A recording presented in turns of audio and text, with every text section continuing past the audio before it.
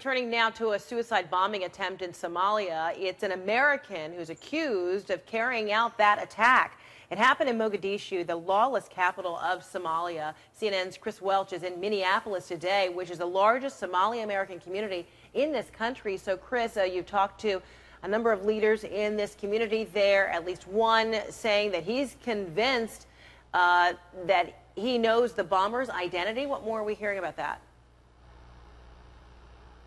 That's right. Well, a couple of community members, in particular, a couple of community spokespeople here in the area truly believe that this man, they've identified this man as Abdisalam Ali from Minneapolis. Now, a couple other members of the community I spoke to said, we have no way of identifying him until we talk to his parents or his grandparents, who we haven't been able to get a hold of, but we believe that this is him because over the past several years, Fred, I think we've done a lot of reporting on this. You're well aware that there have been about 20 men who've gone missing from the city of Minneapolis to Somalia, and they've gone over to fight with this terror group Al-Shabaab, according to law enforcement officials. So what's been going on here has certainly been a subject of discussion for a long time.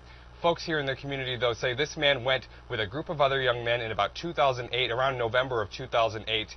Here's what one of the community spokespeople told one of our affiliates today.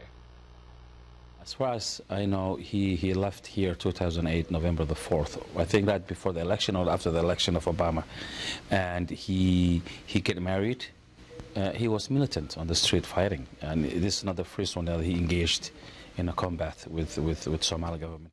There's sympathizers and support, and basically, I think one can classify Minneapolis as the second hub of the Al-Shabaab to Nairobi and Birmingham, England.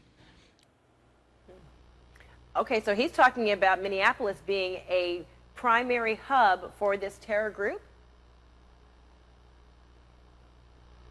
He is, and I think, Fred, if you were to ask other folks in the community, they may not use quite such strong language to describe Minneapolis as, like a second terror hub for this terror group.